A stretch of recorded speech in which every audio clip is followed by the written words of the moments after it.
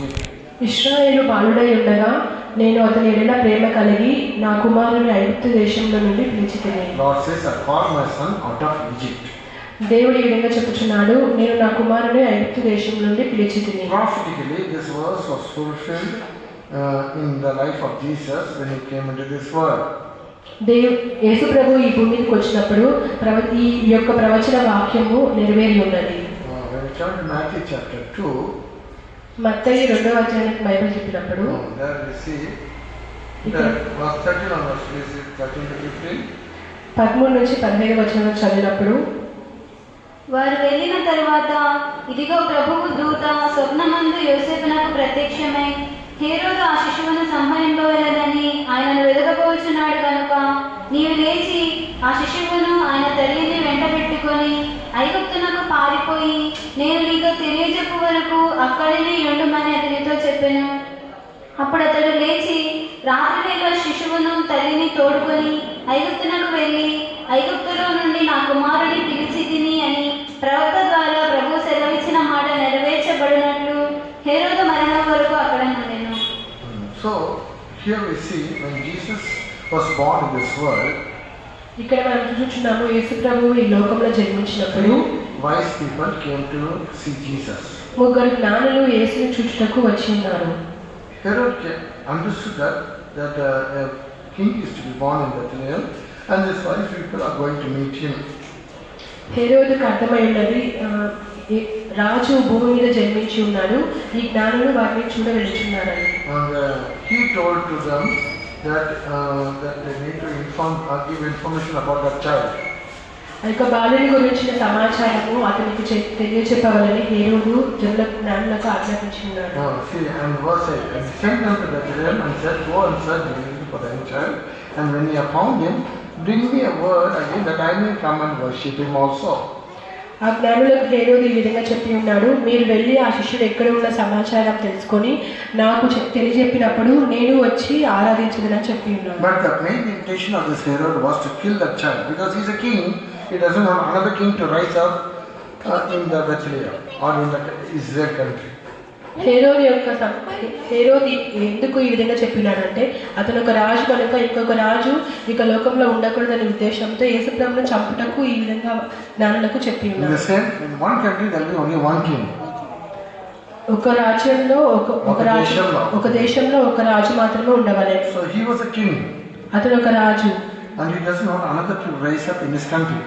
ఇంకొక రాజు అతని యొక్క దేశంలో ఉండకూడదని అతను భావించి ఉన్నాడు. So he told them, if you come to know about that child which is born, let me know that I will also come and worship him.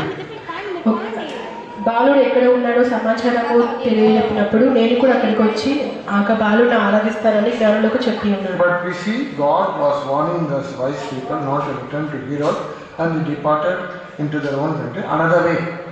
మనం ఇక్కడ చూసినప్పుడు జ్ఞానులకి దేవుడు చెప్పి ఉన్నారు, ఆ యొక్క సమాచారం గురించి హేరోదుకు తెలియచేయకుండా వారు వేరే ఒక మార్గంలో తిరిగి వెళ్ళమని. హేరోదు ఎందుకు తిరిగి వెళ్ళకుండా ఇంకొక మార్గంలో అక్కడి నుంచి వెళ్ళమని జ్ఞానులకు దేవుడు చెప్పి ఉన్నారు.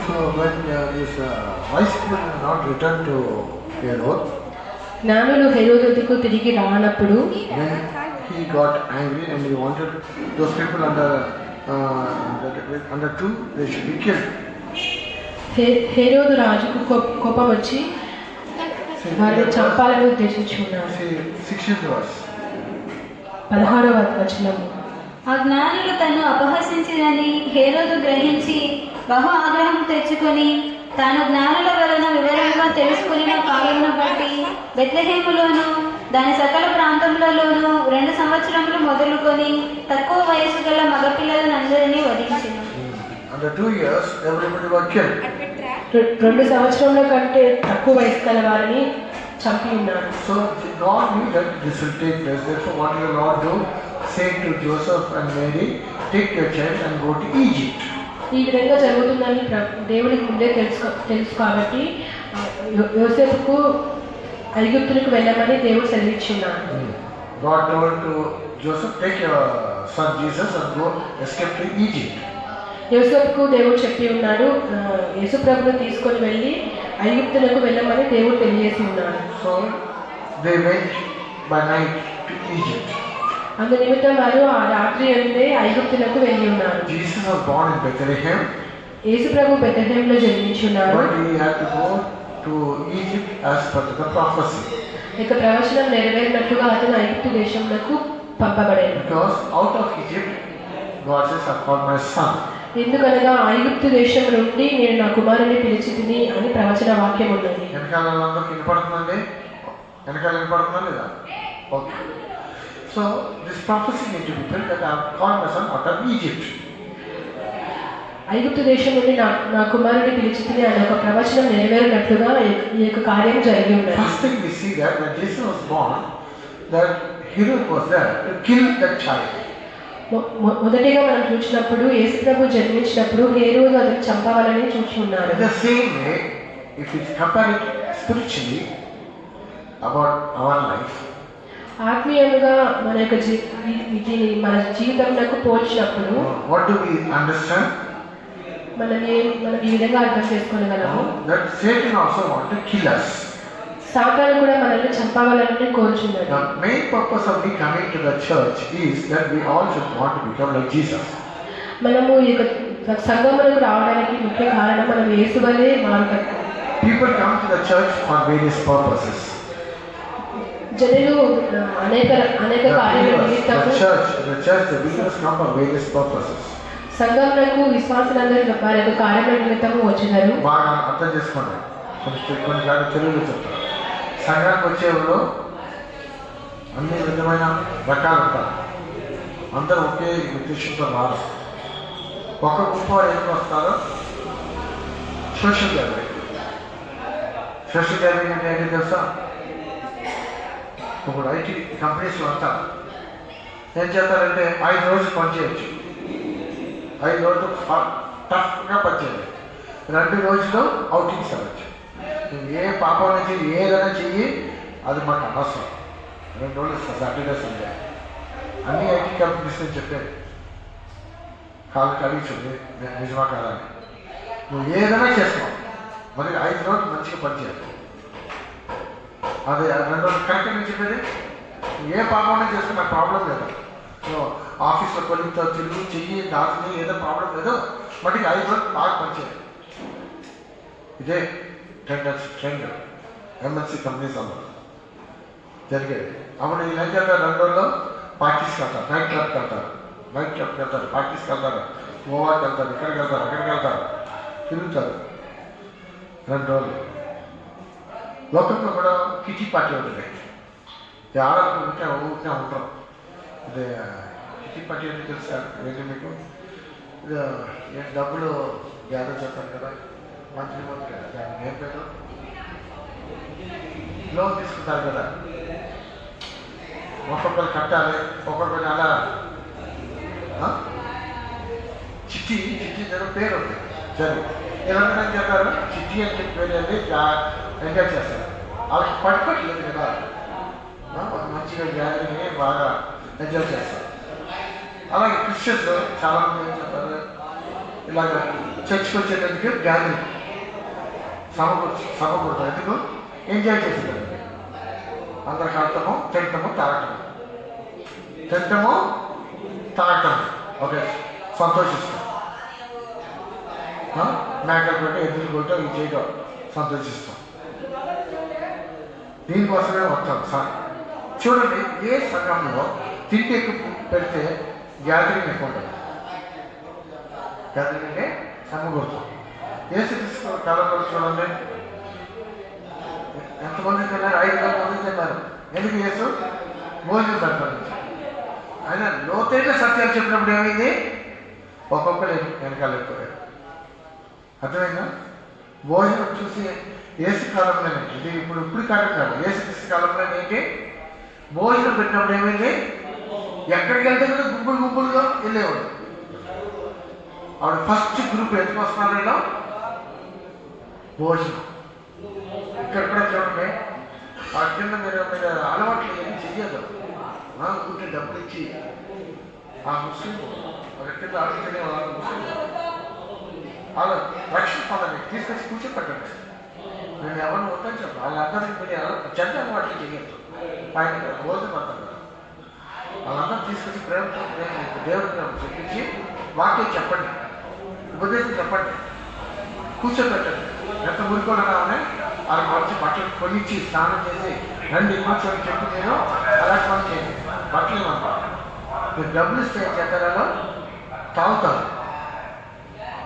ఈ రోజుల్లో పాకిస్తాన్ 42 బిలియన్ డబ్బులు అడుగు తినే వాళ్ళంత సౌదీ నుంచి గల్ఫ్ నుంచి తీసుకొచ్చి పాకిస్తాన్ తీసుకోవాలి. అడుగు తినేవాళ్ళు అంత డబ్బు వాళ్ళ చేతిలో.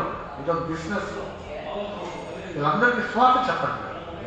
మనం ఎవరిని మనం ఏం చెప్పదు తోలకూడదు. స్వార్థ చెప్పండి. డబ్బులతో వచ్చి పుణ్యం కాదు. వాక్యం చెప్పిన వాళ్ళ ఆత్మ రక్షించాలి. అందరూ ఏం చెప్పారు? తినేదానికి వస్తారు. కృష్ణ కాలం ఫస్ట్ గ్రూప్ అయితే తిండికి వస్తారు.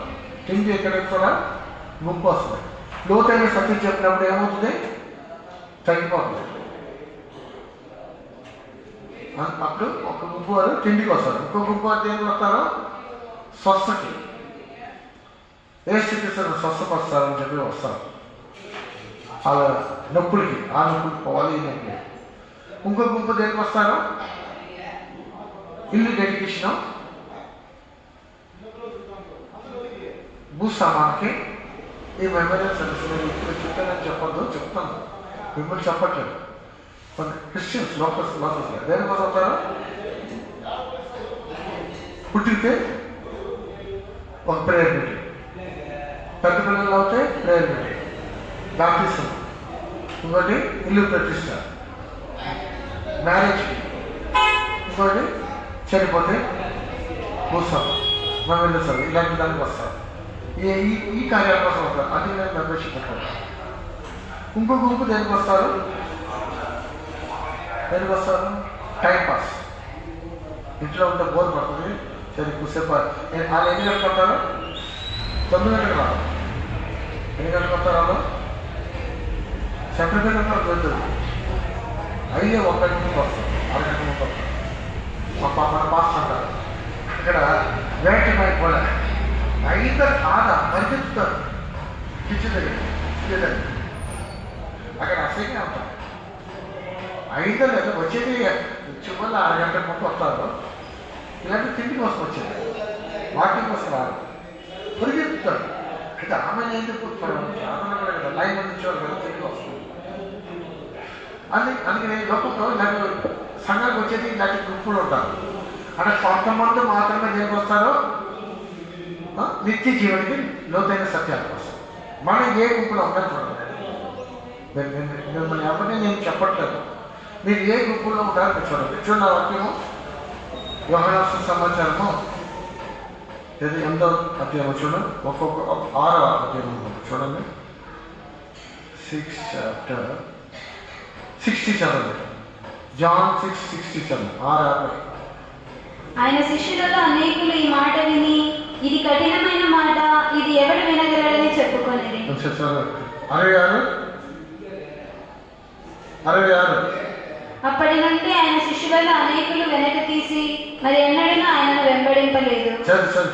కాబట్టి యేసు, మీరు కూడా వెళ్ళిపోవాలని ఉన్నారా అని 12 మందిని అడుగగా, సీమోను పేతురు, ప్రభువా, ఎవరి యొద్దకు వెళ్ళుదుమో? నీవే నిత్య జీవపు మాటలు గలవాడవు, నీవే దేవుని పరిశుద్ధుడవని మేము విశ్వసించి ఎరిగి ఉన్నామని ఆయనతో చెప్పాను. నిత్య జీవనం ఉంది, దీనికోసమే వస్తున్నాం. అప్పుడు మీరందరూ సంఘానికి వస్తారు. దేనికోసం వస్తారు మీరు అర్థం చేసుకోండి. నిత్య జీవనకు వచ్చే వాళ్ళందరూ టైం 9 గంటలకు వస్తారు. లేట్గా వచ్చిన వాళ్ళ టైం పాస్. మీరు నిత్య జీవనకు వస్తలేదు. దేవుని ఆత్మశక్తిని ఆరాధించేదానికి రావట్లేదు. ఎందుకంటే పాటని ఇంకా వస్తారు. మీరు ఎలా ఆత్మశక్తిని ఆరాధిస్తారు? చూడండి, జాన్ చాప్టర్ 4 4వ అధ్యాయం చదవండి. 22 నుంచి చదవండి. 23 4:23 జాన్. అయితే యథార్థంగా ఆరాధించేవారు, యథార్థంగా అండర్లైన్ చేసుకోండి మీ బైబిల్. యథార్థంగా ఆరాధించేవారు ఆత్మతోను సత్యంతో తండ్రిని ఆరాధించు కాలం ఆరాధిస్తారంట. యథార్థంగా ఆరాధించేవారు తండ్రిని అలాగే ఆత్మతో సత్యంతో ఆరాధిస్తారంట. అప్పుడు కింద అట్టి వారిని తండ్రి అట్టి వారిని కావాలని తండ్రి కోరుచున్నాడు. అట్టి వారికి కావాలంట. ఇంతమంది వస్తారు, వీళ్ళందరికి వద్దు దేవుడికి, వీళ్ళందరూ వద్దు. ఏ గుంపు కావాలి దేవుడికి? ఆత్మలో సత్యం ఆరాధన అటువంటి దేవుడి సంగీత దేవుడు కోరుకుంటున్నారు. మీరు లేఖ వచ్చిన వాళ్ళందరూ రిజెక్టెడ్ కేసు, లేఖ వచ్చిన వాళ్ళందరూ రిజెక్టెడ్ కేసు. ఆత్మ సత్యంగానే మాకు ఆత్మలో పాడాలి, సత్యంలో పాడాలి, దేవుడిని ఆరాధించాలి ఆత్మలో. అది కనిపెట్టి కూడా అందుకనే ఫస్ట్ పడిపోతేనే ఏం జరుగుతుంది. తర్వాత వాక్యం వినాలి, సత్యం ప్రేమించాలి, నిత్య జీవన వాక్యం స్వీకరించాలి, దాని ప్రకారం జీవించడానికి అప్పగించుకోవాలి. ఇలాంటి వాళ్ళు దేవుడిని కోరుకుంటున్నారు. మిగతా వాళ్ళందరూ రిజెక్టెడ్ కేసు. మీరు విశ్వాసంలో దశపక్కలకి అందించారు కానీ మీరు కానీ ఇలా లేకపోతే రిజెక్టెడ్, దేవుడికి వద్దు ఇలాంటి వాళ్ళు. అప్పుడు అన్నీ చేసిన తర్వాత దేవుడిని నేను తెలీదు, నువ్వు నాకు వద్దంటే ఎలాగవుతావు, ఎంత దుఃఖకరంగా. ఏ ఊరికైనా కాడికి తీసుకొచ్చాడు దేవుడు, కేక్ అంగీకరించలేదు, వాళ్ళు ఒక వేల మంది ఇచ్చాడు. శ్రేష్టమైన కాಣಿక ఏ ఊరు తీసుకొచ్చాడు దేవుడు, ఆ కాಣಿకని అంగీకరించాడు. మీరు ఈ వాక్యాలు వచ్చినప్పుడు చెప్తారు ఏ విధంగా మీరు దేవుడు సమర్పించుకున్నారు చూసుకోండి. అందుకని ఇది ఆత్మలో సత్యాన్ని ఆరాధించేదానికి అలవాటుగా మార్చుకోవాలి. అందుకని నేను చెప్పేది, మీరు ఆదివారం రోజు మీరు హాలిడే మీకు లీవ్, దేవుడికి త్వరగా వచ్చి వెతకండి. So we see from the word of God that God called Jesus out of Egypt. కనుక ఇక్కడ దేవుని వాక్యంలో చూస్తున్నాము, యేసు ప్రభువు ఐగుప్తు నుండి పిలువబడేది. Spiritually, it shows even we also should live the Egypt experience. ఆత్మీయంగా చూసినప్పుడు మనము కూడా ఈ ఐగుప్తు అనుభవమును విడిచిపెట్టవలెను. Why did the Lord call us into the church of God? ఒక సంఘముగా ఎందుకు దేవుడు మనల్ని పిలుచుకోలేడు? ఎందుకు తీసుకొచ్చారు, ఎందుకు పిలిచారు, మిమ్మల్ని ఎందుకు పిలిచారు చెప్పండి. దేనికోసం దేవుడు సంఘాన్ని పిలిపించింది, ఎందుకు మన సంఘానికి వస్తున్నాం, మీరు అది గ్రహించుకుంటారు అందరికీ. ఎందుకు మీరు ఈ సంఘానికి వచ్చారు? ఎన్నో సంఘాలు ఉంటాయి. ఈ సంఘం నేను ఎందుకు వచ్చానంటే, ఇక్కడ ఉన్న వాళ్ళందరూ విశ్వాసం దేవుడి డాక్టర్లో క్రీస్తు వల్ల మార్చి దేవుడి డాక్టర్లో కనపడడానికి సిద్ధపరిచేదానికి నేను సేవకు వచ్చాను. ఇంకా ఏ పర్పస్, ఏ ఉద్దేశంతో నేను రాలేదు. నేను వచ్చిన ఉద్దేశం అంటే, నేను ఎప్పుడు అంటాను అంటే, ఇది హాస్టల్ హోటల్ కాదు, వండి పెట్టేదాన్ని నేను రాను. దేనికి వచ్చాము మేము? మనందరినీ క్రీస్తు వల్ల మార్చి దేవుడు అక్కడికి సిద్ధపరిచేదానికి వచ్చాం. అందుకని చూడండి, నేను తండ్రి అనే దేవుడు సంపూర్ణంగా, మీరు కూడా సంపూర్ణంగా ఉండండి. ఎక్కడ ఉన్నది నేను చెప్పేది ఈ వాక్యాలను మనం నోట్ చేసుకుంటాం. నాకు మొత్తం 5 అధ్యాయము చివరిలో 48 తండ్రి అనే దేవుడు సంపూర్ణంగా. మీ పరలోకపు తండ్రి పరిపూర్ణుడు గనుక మీరును పరిపూర్ణులుగా ఉండేవారు. సరే, నెక్స్ట్ రెండో వాక్యం ఏంటి? ఇక్కడ చూడండి, ఈ వాక్యం చూడండి. అంటే నేను పరిశుద్ధి కాబట్టి మీరు కూడా పరిశుద్ధిగా ఉండండి. నేను పరిశుద్ధి కాబట్టి మీరు కూడా పరిశుద్ధిగా ఉండాలి. ఇంకో చోట చూస్తున్నాము, నేను ప్రేమించినట్టుగా మీరు కూడా, నేను ప్రేమించిన మీరు కూడా ప్రేమలో నడవండి. అప్పుడు ఎందుకు వచ్చి మనము దేవుడి ప్రేమతో నింపబడి జీవించి దేవుడి ప్రేమలో ఎదగాలి. ఎక్కడ ఉండాలి? నేను ఎఫిషియెంట్ ఉంది కదా 5:2, 1:2, ఇంకా చాలా ఉంటాయి. అతను ఎలా జీవించాడో ఈ లోకంలో మనం కూడా అలా జీవించాడు. ఎక్కడ ఉన్నది? As he walk we also should walk. ఎక్కడ ఉందా వాక్యము? ఫస్ట్ జాన్లో ఉంది. అతను ఎలా నడిచారో మనం కూడా ఆ విధంగా నడవాలి. మన ఇష్టానుసారం నడవటం కాదు. సో ఇక్కడ చూడండి, 1 యోహాను 4:17 వాక్యం. తీర్పు దినమందు మనకు ధైర్యము కలుగునట్లు దీని వలన ప్రేమ మనలో పరిపూర్ణము చేయబడి ఉన్నది. ఏదైనగా ఆయన ఎట్టివాడై ఉన్నాడు, మనము కూడా ఈ లోకంలో అట్టివారమై ఉన్నాము. అతను ఎలా ఉన్నాడో మనం కూడా అలా ఉండాలి. ఇంకో చోట ఉంది, అతను ఎలా నడిచాడో మనం కూడా ఆ విధంగా నడవాలి. 1 యోహాను 2:6. చదవండి.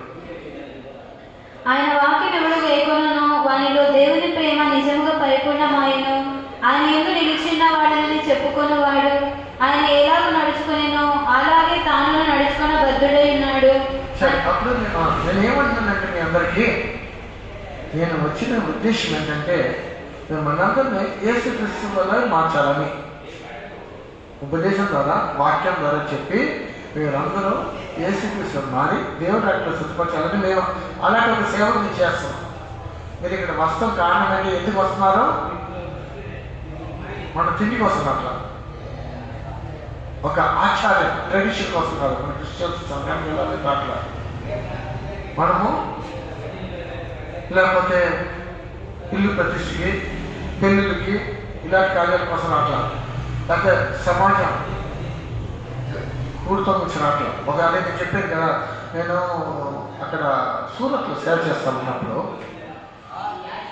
93-94లో అక్కడ నాకు దేవుడు ఒక పెద్ద పెద్ద చేపలు ఇచ్చాడు, పెద్ద పెద్ద విశ్వాసం. సూరత్లో సేవ చేసినప్పుడు ఎస్ఆర్ కంపెనీ ఉంటుంది, SR company Shashi owners steel company. Next వ్యక్తి మన విశ్వాసం. అతను ఇంకో సేమ్ క్యాండిడేట్ ఇంకోటి తీసుకొచ్చాడు, అతను సిఎస్ఏ, మళ్ళీ సిఎస్ఏ. అప్పుడు ఆమె అతను చెప్పారు ముందు ఏ విధంగా ట్రీట్ చేసాం. చివరిలో దేవుడు ఏం చేశాడంటే ఆ పిల్లల్ని అభిషేకించాడు. చిన్నపిల్లలు నేను బండిలో ప్రయాణం చేస్తామని ట్యాంక్ మీటింగ్ అయితే అట్లా బండి ప్రయాణంలో అభిషేకం ఉన్నారు.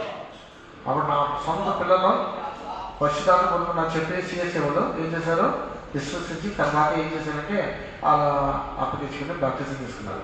బ్యాప్టిజం తీసే దినం ఆ బ్రదర్ వేసి ఏం సంకల్పం, 1 సంవత్సరం నేను సమాజపూర్వ విధంగా దానికోసం నేను వచ్చేవాడు. ఏదో పార్టీలకు వెళ్ళకుండా ఆదివారం సమాజపూర్వ పార్టీలాగా నేను వచ్చేవాడు. దేవుడు నాకు సంధించారని సాక్షి చెప్పాడు. అప్పుడే నేను అనుకున్నాను ఇలాగ సమాజపూర్వ అంటే కొంతమంది వస్తారు, డబ్బులు వాళ్ళందరూ పార్టీస్ కిట్టి పార్టీస్ అన్ని పెట్టుకుని క్రిస్టియన్స్ అలాగా టైం వేస్ట్ చేస్తారు. అలాగ వచ్చేవాడంట, దేవుడు నాకు సంధించాడని చెప్పి సాక్షి. అందుకే నేను చెప్పేది ఒక్కొక్కరు ఒక్కొక్క ఉద్దేశంతో వస్తారు. మనం ఏ ఉద్దేశంతో దేశం వచ్చి మనం అర్థం చేసుకోవాలి. మీరు దేవుడు కోరుకున్న ఏ గుంపు అని ఆత్మలో సత్యంలో ఆరాధించాలో అటువంటి దేవుడు కోరుకుంటున్నారు. మన ముందు ఆ గుంపులో ఉండాలి. మిగతా అన్ని గుంపు రిజెక్ట్ అయిపోతుంది, తిరస్కరణ అయిపోతుంది. నిత్య జీవన కోసం ఏసు వల్ల మారాలి, దేవుడు అక్కడ సిద్ధపడాలని అలాంటి ఒక మనోభావంతో మనం దేశ సన్నిధానికి రావాలి. అలాంటి వాళ్ళు దేవుడు అంగీకరిస్తారు. So this morning I want to tell you what type of people God the Father is desiring. దేవుడు ఎటువంటి వారిని కోరుకుంటున్నారు అన్నది ఈ ఉదయకాలంలో చెప్పబోతున్నాడు. Worship the Lord in spirit and truth. ఆత్మలోను సత్యంలోను ఆరాధించే వారిని దేవుడు కోరుకుంటున్నాడు. Yeah, those who want to grow, experience eternal life, grow that experience. God wants such people. నిత్య జీవం గురించి ఎదుగుదల కోరుకునే వాళ్ళ నిమిత్తము దేవుడు కోరుకుంటున్నాడు. So we should be seen in that group. మనం అటువంటి గుంపులో ఉన్నవారితో కనబడగలము. That's why we are coming to the church. అందు నిమిత్తమే మనము దేవుని సంఘములకు రావలేము. We want to grow the characters of Christ. మనం దేవుని యొక్క స్వభావంలో ఎదగవలేము. That's why God has given the 5 officers. అందు నిమిత్తమే దేవుడు 5 మంది ఉద్యోగస్తులను సంఘములకు అనుగ్రహించి ఉన్నారు. 5 విధమైన సేవకులు. ఇప్పుడు నేను వాళ్ళు ఉన్నాను, నేను వెళ్ళిపోతాను. నేను ఇప్పుడు నాలో క్యారెక్టర్ ఎలాగంటే ఒక టీచర్ లాగా ఉంటాను, ప్రాఫిట్గా కూడా ఉంటాను. ఎందుకంటే ఎన్నో చెప్పిన కార్యాలు అది కరెక్ట్గా అలా జరుగుతుంది. ఎన్నో కార్యాలు నేను ముందే చెప్పేస్తాను, కరెక్ట్గా అలా జరుగుతుంది. మీరు బాగా నోటీస్ చేయండి. చాలామంది అలా నోటీస్ చేసి చెప్పేది బాగా శ్రద్ధగా నోట్ చేసుకుంటే తర్వాత అలా జరగకపోతే నన్ను ఒక ప్రాఫిట్ అనే క్యారెక్టర్ ఉంది. ఒక టీచర్ లాగా నేను ఏం చేస్తాను, డిసిప్లిన్. ఒక అపోస్తలు లాగా ఏం చేస్తాను, అలాగే కొన్ని క్యారెక్టర్స్ ఉంటాయి. ఒకవేళ నేను ఇవాంజలిస్ట్ చేస్తాను, ముందు పాస్టర్ గారు అన్ని చోట్ల స్వార్థ చెప్పాలి, అది ఇవాంజలిస్ట్. అది ఒక్కొక్కరికి ఒక క్యారెక్టర్ ఉంటుంది. నాకైతే క్వాలిటీ కావాలి, స్వార్థ చెప్పాలి, మెయిన్ థింగ్ సంపూర్ణ పొందాలి, దేవుడు అక్కడికి స్థితిపరచాలి. ఒక్కొక్కరికి ఒక్కొక్క ఆలోచన దృష్టి ఉంటుంది. అప్పుడు ఈ అన్ని విధమైన 5 విధస్తులు కావాలి. ఎందుకంటే క్రీస్తుని సంపూర్ణ చేసి, క్రీస్తులో సంపూర్ణం చేసి దేవుడు అక్కడికి స్థితిపరచాలి. అప్పుడు మీరు ఎందుకు వస్తున్నారు దేవుని సన్నిధానికి? క్రీస్తు వల్ల మారాలి. You all are coming to the present world and you want to become like Jesus. మనమందరం క్రీస్తు వలె మానుటకు దేవునికి సంఘమునకు కూర్చుచున్నాము. That you want that Christ to grow in your life. క్రీస్తు మన జీవితంలో ఎదగవలెను. That's why you are coming to the church of God. అందునిమిత్తమే మనము దేవునికి సంఘమునకు కూర్చుచున్నాము. So when Christ was born, who was the number one enemy? దేవుడు మనలో జన్మించినప్పుడు మనకు అందరి శత్రువు. యేసు క్రీస్తు లోకంలో జన్మించినప్పుడు శత్రువు ఎవరు? నేను Herod. The same way when Christ is growing in your life, Christ-like character is growing in your life, there will be that spirit behind Herod will work against your life. క్రీస్తు మనలో జన్మించినప్పుడు, క్రీస్తు యొక్క స్వభావం మనలో జన్మించినప్పుడు హేరోదు వంటి ఒక ఆత్మ మన హృదయంలో క్రియ చేయాలి. It will work against us. అది మనకు విరోధంలో క్రియ చేయాలి. హేరోదు లాగా ఒక ఆత్మ మన విరోధంగా క్రియ చేసి మనం చెప్పాలని చూస్తుంది.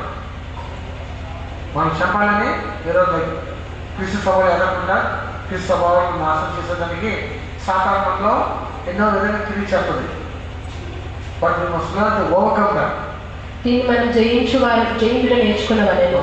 So the spirit of Herod can work in our life when we are growing in our spiritual life. హేరోదు యొక్క ఆత్మ మన ఆత్మీయ జీవితంలో ఎదిగే కొలది హేరోదు యొక్క ఆత్మ మనకు విరోధంగా తెలియచేయాలి. Spirit which works in Herod can work against us also. హేరోదు యొక్క ఆత్మ మనకు కూడా విరోధంగా తెలియచేయాలి. So, but what did the Lord do? What the Father, he called Jesus out of Egypt. తండ్రి అయిన దేవుడు యేసు ప్రభుని ఐగుప్తు నుండి విడుదల పిలిచి ఉన్నారు. We should not have that Egypt experience in our life. మనలో యొక్క ఐగుప్తు అనుభవం మనలో ఉండకూడదు. What is the character of Egypt? ఐగుప్తు యొక్క అనుభవం ఏమిటి? In Exodus chapter 13 verse 3, it's a house of Egypt, it's a house of bondage. నిర్గమకాండము 13:3లో చూసినప్పుడు ఐగుప్తు యొక్క అనుభవం బంధకములతో కూడిన అనుభవంగా ఉన్నది. House of bondage. బంధకం అనే ఇల్లు చదవండి 13:3. మోషే ప్రజలతో ఇట్లా నేను మీరు దాసగృహమైన ఐగుప్తు నుండి దాసగృహమైన ఐగుప్తు. Egypt is house of bondage. ఐగుప్తు అనగా దాస్యపు గృహము. God has brought out of Egypt. దేవుడు ఐగుప్తు నుండి పిలిచి ఉన్నాడు. Means God want to be out of bondages. God want to come out of the bondages. ఐగుప్తు యొక్క బంధకముల నుండి మనము విడుదల పొందవలెను. When Israelites were in Egypt, ఇశ్రాయేలు ఐగుప్తులో ఉన్నప్పుడు then the Israelites, the Egyptian want to make them slaves. ఐగుప్తీయులు వారిని బానిసలుగా చేస్తున్నారు. And when the Lord delivered them out of the Egypt through that slaying of the Paschal lamb, ఎప్పుడైతే దేవుడు ఐగుప్తీయులను బంధకముల నుంచి విడిపించి ఉన్నారో, by the slaying of the Paschal lamb, పస్కాను వధించుట ద్వారా ఐగుప్తు నుండి విడిపించి ఉన్నారు. పెట్టుకోండి మీరు, అతనికి మనసు సరిగా లేదు బ్రదర్, ఎవరి కొడుకది లేదంటే మీరు కింద కూర్చోండి. మీరు బ్రదర్ మీరు కింద స్పీకర్ కిందకి వెళ్ళండి, అది తీసుకెళ్ళి కిందకి వెళ్ళండి. నన్ను మెసేజ్ డిస్టర్బ్ చేయొద్దు, మీరు అలా వదిలేయద్దు. నేను తీసుకెళ్ళి కిందకి తీసుకెళ్ళండి, త్వరగా తీసుకెళ్ళండి కిందకి. ఇంతమంది సంఘంలో మీరు ఇలా వదిలేస్తున్నారు. ఇప్పుడు కాదు అలా కూర్చోండి, అదే అన్ని కూటాలను చూస్తాం కదా. మీరు బాగా తీసుకొని కింద కూర్చోపెట్టండి, కింద పెట్టండి. ఇంతమందిలో మీరు ఇలా డిస్టర్బ్ చేస్తున్నారు కదా. అయితే ఇంట్లో పెట్టేసినండి. ఎందుకు ఇలా ఇది ఒకసారి కాదు, ఎప్పుడు ఇలా చేస్తున్నారు.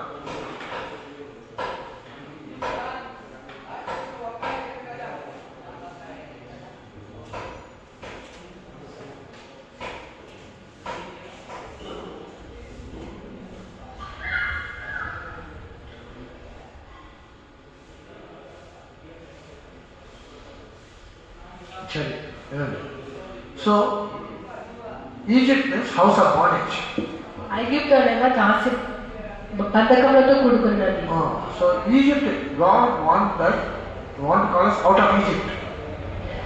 దేవుడు ఐగుప్తు నుండి అవుట్ ఆఫ్ ఈజిప్ట్. దేవుడు ఐగుప్తు నుండి మనల్ని విడుదల కోరగలడు. Egypt the Egyptian wanted Israels to serve as a slaves. ఐగుప్తులో ఉన్నప్పుడు ఐగుప్తీయులు ఇశ్రాయేలును బానిసలుగా ఉపయోగించారు. They want that they should always be bondage to them. మనం వారికి బంధకంలో మానవుతారంటే ఇశ్రాయేలు బంధకంలో ఉన్నట్టుగా ఐగుప్తులు కోరి ఉన్నారు. అలా కాదు. నేను చెప్పేది ఏంటంటే కదా, మిస్రీములు ఏం చేశారు, వాళ్ళు దాసత్వం ఉండాలని కోరుకున్నారు. మిస్రీము వాళ్ళు దాసత్వం ఉండాలని కోరుకున్నారు. అప్పుడు నేనేమంటానంటే దేవుడు అని మిస్రీం నుంచి పిలిచారు. మిస్రీం నుంచి పిలిచారంటే అర్థం అంటే మనం దాసత్వం నుంచి బయటకు రావాలి. మిస్రీం ఒక స్పిరిట్ అయితే ఎప్పుడు దాసుగా ఉండాలి. పాపానికి, లోకానికి, లోక వస్తువులకి, ఆచార్యాలకి, భేదభావాలకి, లోక కార్యాలకి, దురాశకి, అన్నిటికీ దాసత్వం. సో చిన్నపిల్లలు ఉన్నప్పుడు హెయిర్ స్టైల్ అది లోకం దాసత్వం. చిన్నపిల్లలు చూడండి కొంచెం వేషం చేస్తారు. అది వేసుకున్న వాళ్ళకి మైండ్ ఫ్రీగా ఉండదు. బరువు లోకం బరువు లోకం ఉండదు. వాళ్ళ స్వభావాలన్నీ వ్యత్యాసం ఉండదు. సరే, అప్పుడు నేను చెప్పేది ఈ సాతాన్ ఏం చెప్పదే ఎలాగ ఇస్రాయేలీయులు దాసత్వంగా ఉన్నారో అది మిస్రీంలో సాతాన్ చెప్పండి జనాలందరినీ సంఘానికి వస్తే కూడా మళ్ళీ దాసత్వం తీసుకెళ్లాలని కోరుకునేది. అయితే దేవుడు ఇష్టమైతే మనం ఈ మిస్రీం నుంచి బయటకు రావాలి. ఆ బతకం ఇళ్ళలో నుంచి బయటకు రావాలి. ఆ దాసత్వం నుంచి మనం బయటకు రావాలి. ఈ పొద్దున వేళ ఎవరెవరు ఏ విధమైన దాసత్వం ఉంటారో దేవుడు కోరుకున్నారంటే మీరు ఆ మిశ్రమ అడుగుల నుంచి బయటకు రావాలి. మిశ్రమ నుంచి బయటకు రావాలని దేవుడు కోరుకుంటున్నాను. అక్కడ ఇశ్రాయేలు ప్రయాణం చూడండి. మిశ్రమ నుంచి బయటకు వచ్చిన ఎర్ర సముద్రం వైపు వెళ్తే అక్కడ మళ్ళీ తీసుకురావాలని, వదిలేసింది మళ్ళీ తీసుకురావాలని కోరుకుంటున్నారు. అందుకని చూడండి, ఇప్పుడు నేను అన్ని చోట్ల బాప్టిజం ఆరాధన ఉంది. బాప్టిజం ఆరాధన ఉంది. ఇక్కడ మటుకు లేదు. నేను ఎవరికైనా కావాలంటే మీరు నా దగ్గర వచ్చి అడగండి, అప్పుడు సిద్ధపరుస్తాను. నేను ఎవరిని గుర్తుకొచ్చి చేయను. కొంతమంది పిల్లలు ఉన్నారు 15-16 వయసు తీసుకుంటాను, నువ్వు తెరవట్లేదు. వాళ్ళకేంటి సాధారణ చేత మరి దాసత్వంలో తీసుకెళ్ళి వేయాలి. యూత్ మీటింగ్కి వెళ్ళారు, వాక్యం ఉన్నారు, అభిషేకం ఉన్నారు, అన్నీ చెప్పారు. ఆయన దాసత్వం నుంచి బయటకు రావాలని మనసులో అభిషేకం ఉన్నవాళ్ళు. ఇప్పుడు వాళ్ళు ఏం చేయాలి? వెంటనే బాప్టిజం తీయాలి. నీటి వల్ల తీసుకుని అడిగితే నేను అన్ని చెప్తారంటే నోతారు. అట్లా అలాగే నోతారట్లేదు. మళ్ళీ దాసత్వంలోనే ఉంటే ఇష్టం. ఆత్మ నింపడాలని కోరుకుంటారు, ఆత్మ నింపబడలేదు. ఎందుకంటే వాళ్ళకి దాసత్వంలోనే ఉంటే ఇష్టం. అప్పుడు మనము దేవుడు చిత్తం పెట్టి విశ్రాంతి నుంచి బయటకు రావాలి. ఆ దాసత్వ ఇళ్ళ నుంచి బయటకు రావాలి. యేసుక్రీస్తు లోకంలో పుట్టినప్పుడు, బెతేలులో పుట్టినప్పుడు సాతాను చేస్తుంది, చంపాలని చూస్తుంది. అప్పుడు ఒకవైపు దేవుడు చెప్తే కూడా ఇలా విశ్రాంతికి వెళ్తే కూడా మళ్ళీ దేవుడు అక్కడ ఉండకపోదు, మళ్ళీ రా బెతేలని చెప్పి అప్పుడు మనం ఏం చేయాలి? దాసత్వం నుంచి బయటకు వచ్చేదానికి కోరుకోవాలి. విషయంలో ఉంటే మనము దేవుడికి మనము ఆరాధించాలి. అందుకనే ముస్లింలో ఉన్నప్పుడు, దాసత్వ ఇల్లులో ఉన్నప్పుడు అలా దేవుడు కోరుకున్నది అలా మిస్రి నుంచి బయట ఎందుకు రావాలంట? నిర్మకాండం 3:12 వాక్యం చదువుదాము త్వరగా. ఆయన నిశ్చయముగా నేను నీకు తోడైందును, నేను నిన్ను పంపితిననుటకు ఇది నీకు సూచన. నీవు ఆ ప్రజలను ఐగుప్తులో నుండి తోడుకొని వచ్చిన తరువాత మీరు ఈ పర్వతము మీద దేవుని సేవించదరని. ఎందుకు మనము ఇశ్రాయేలు దాసత్వం నుంచి రావాలి? దేవుడిని సేవించాలి. దేవుడిని మనం సేవించాలని దేవుడు కోరుకుంటాడు. లోకంలో కాదు, సాతాను లోక వస్తువు సేవించదు. దేవుడు మాత్రం సేవించాడు, పాపాన్ని సేవించాడు. రెండో కార్యము, మనము దేవుడికి మనం బలి అర్పించాలని. నిబంధనలు 27వ వాక్యము, మేము అరణ్యంలోనికి 3 దినములంత ప్రయాణమంత దూరము పోయి మా దేవుడైన యెహోవా మాకు సెలవిచ్చినట్లు ఆయనకు బలిని అర్పించుదామనెను. బలి అర్పించడానికి వాళ్ళు విషయం నుంచి బయటికి రావాలి. మనము నిజమైన జీవ బలి అనేది మన శరీరాన్ని దేవుడికి అప్పగిస్తాం, అది సరైన బలి. విషయం నుంచి బయటకు వచ్చినాడో ఆ జీవితము జీవ బలిగా అర్పిస్తారు. అలా దేవుడి చిత్తం చేస్తారు. ఎంతమంది కూడా దేవుడి చిత్తం చేయట్లేదు, ఎందుకు? వాళ్ళ శరీరాన్ని జీవ బలిగా అర్పిస్తలేదు. దేవుడి చిత్తం చేయలేని వాళ్ళందరూ మిశ్రమంలో ఉండాలి. మిశ్రమం నుంచి బయటకు వచ్చినాడో, ఆ బతకాల నుంచి వచ్చినాడో అలా బలి అర్పిస్తారు. ఎన్నో బలిలు ఉంటాయి. ముఖ్యమైన బలి ఏంటంటే జీవ బలిగా. మన శరీరము జీవ బలిగా మనం అర్పించాలి. అప్పుడు సంపూర్ణ చిత్త చేయాలి. చదవండి నవమి 12:1-2 చదవండి. నవమి 12:1-2 వాక్యం. కాబట్టి సహోదరులారా, పరిశుద్ధమును దేవునికి అనుకూలమునైన సజీవ యాగముగా మీ శరీరంలోని ఆయనకు సమర్పించుకొనుడని దేవుని వాత్సల్యమును బట్టి మిమ్మల్ని బతిమాలుకొనుచున్నాను. ఇట్టి సేవ మీకు యుక్తమైనది. మీరు ఈ లోక మర్యాదను అనుసరింపక ఉత్తమమును అనుకూలమును సంపూర్ణమునైన దేవుని చిత్తం మీద పరీక్షించి తెలుసుకున్నట్లు మీ మనసు మారి నూతన మొగట వలన రూపాంతరము పొందాలి. అప్పుడు మనసు మన నూతన పరచుకొని దేవుని చిత్తం చేయాలంటే ఏం చేయాలి? మనము జీవ బలిగా అర్పించాలి. నిశ్చయంలో మనము బంధకంలో ఉంటే జీవ బలిగా అర్పించలేము, దేవుని చిత్తం చేయలేము. దేవుడి చిత్తం చేయాలంటే జీవ బలిగా అర్పించడం ముఖ్యము. అందరు చేయలేరు. దాసత్వం ఉండవాళ్ళు జీవ బలిగా దేవుడి చిత్తం చేయలేరు. దాసత్వం నుంచి మనం బయట రావాలి. విసిరి మన నుంచి లోక ఆశల నుంచి, లోక వస్తువుల నుంచి, పాపాల నుంచి, బతకల నుంచి, ఎన్నిటి నుంచి మనం బయటకు వస్తేనే మన జీవ బలిగా అర్పించుకోవచ్చు, దేవుడి చిత్తం చేయగలము. మనము దేవుని సేవించేదానికి ఈ దాసత్వం నుంచి బయటకు రావాలి. మిశ్రమ అనుభవం నుంచి. నా కుమారుడిని మిశ్రమ నుంచి నేను బయట పిలిపించానని యేసుక్రీస్తు చెప్తున్నాను. దేవుడు తండ్రి అని దేవుడు చెప్తాను. నా కుమారుని యేసుక్రీస్తుని మిశ్రమ నుంచి బయట పిలిచాను.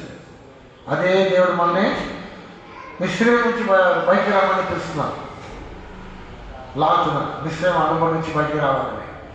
అప్పుడు ఏ విధంగా యేసుక్రీస్తు ఇశ్రాయేలు నుంచి బయటకు వచ్చాడు, అదే విధంగా మనం కూడా ఒక ఉన్నతమైన అనుభవం మనకు కనపడాలి.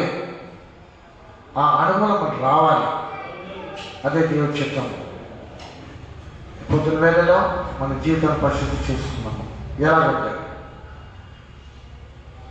తండ్రి దేవుడు యేసుని మిశ్రమ అనుభవం నుంచి బయటికి రావాలని కోరుకున్నట్టుగా మిశ్రమ నుంచి అదే విధంగా మనం కూడా ఈ లోక కార్యాల నుంచి బయటికి రావాలి. పాప జీవితాల నుంచి, లోక కార్యాల నుంచి, లోక బతకం నుంచి, ఈ లోక వస్తువుల బతకల నుంచి, అన్నింటి నుంచి బయటికి రావాలని నేను కోరుకుంటున్నాను. అప్పుడే మనం దేవుడిని ఎదగలము, క్రీస్తువులు మారి దేవుడు అక్కడ కనపడగలం. దేవుడు ఆశ్రయించగలరు.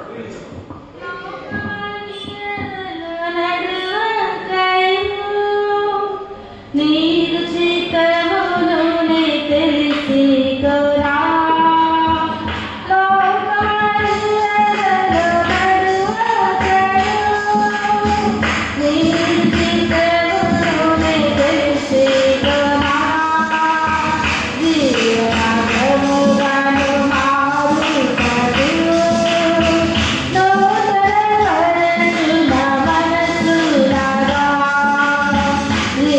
Yeah.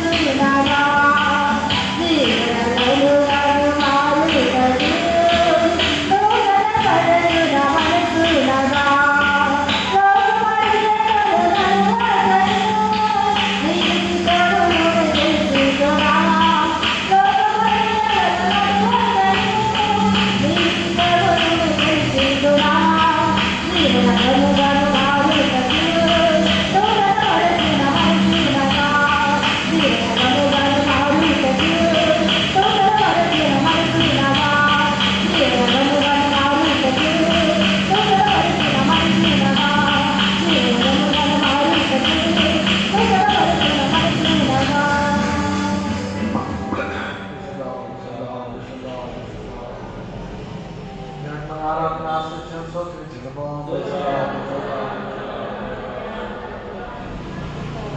దేవుడు ఇచ్చినట్టుగా మనం బెడ్ల నుంచి విశ్రాంతి తిండి కూడా దేవుడు మనకి విశ్రం నుంచి బయటికి రావాలనుకుంటున్నారు. ఆ విధంగా జీవించడానికి అది బంధకాల నుంచి బయటకు వచ్చేదానికి సహాయం చేయాలి. స్తోత్రించుదము.